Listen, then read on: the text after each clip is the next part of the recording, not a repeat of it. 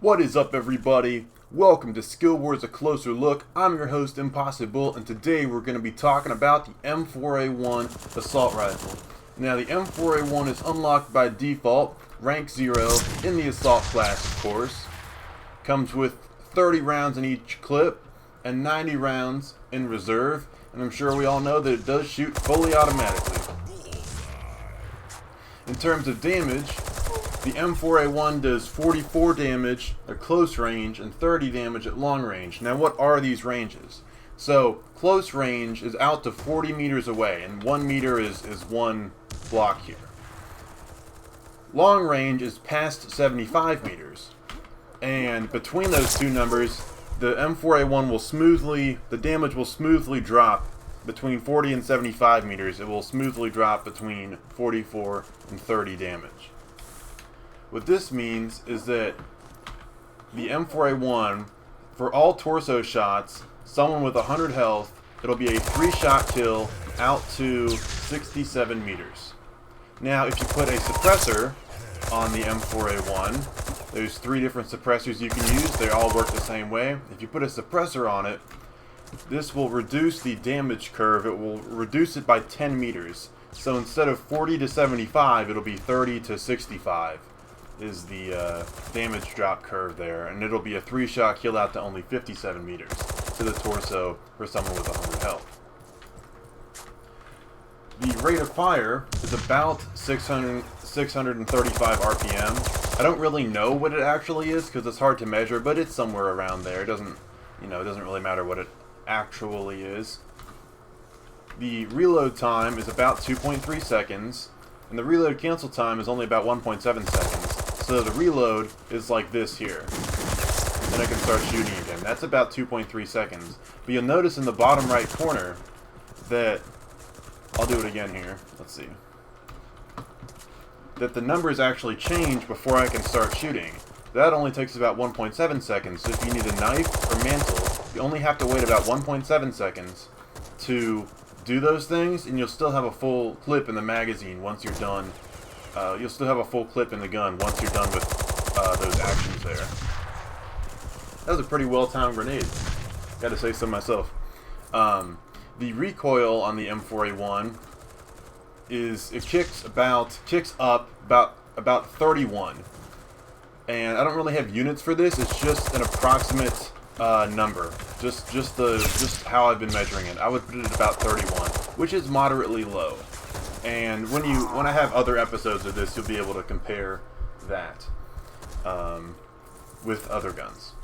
In terms of the attachments, the M4A1, as I already mentioned, has 3 types of suppressors.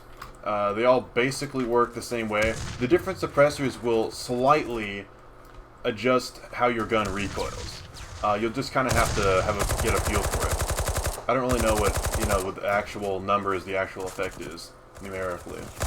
There's 8 different optical attachments, which I could list off here. I don't really know if I want to. Well, the game's done. I'll go ahead and list them off. You can put on the holographic. This is in order of unlocking. The first one you unlock is a holographic. Then you get the ACOG mod, the PKAS, the reflex, the RWRDS, the regular ACOG, the Cobra, then the FLIR. The FLIR is the thermal sight. Honestly, you can use basically any of those. They'll all work pretty well.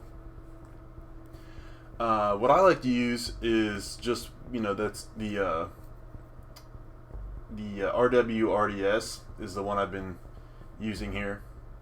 No, I've been using the reflex, sorry, is the sight I've been using here. That's, you can customize, you can put whatever reticle, whatever color you want on it, but honestly, you can use kind of anything. I do like using the thermal sight when I have it unlocked. Unfortunately, thermal sight unlocks at rank 45, so, what can you do, though?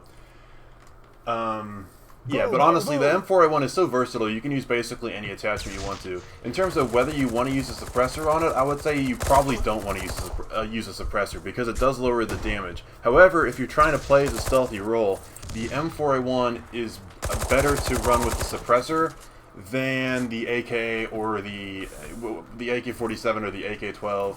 Or maybe even the K10. It's pretty good compared to other guns suppressed, but there's really no reason to actually run a suppressor on it unless you want to play stealthy, which goes into Oh, and before, I should mention that the M4A1 has no camos, unfortunately, but there you go. So, segueing into what type of playstyles does the M4A1 fit? Like, where would you want to use this gun? Well, it's pretty obviously an assault rifle, so we already know it's going to be a pretty general use weapon, and the M4A1 is probably the most general use weapon. It has low enough recoil that you can use it pretty well at most ranges, and you know, just from close range even all the way to across the map, it has lower recoil than the AK-47 or the AK-12, and the damage is reasonably good. It doesn't have, you know, low damage like the K-10 where you're going to be getting a lot of hit markers on people.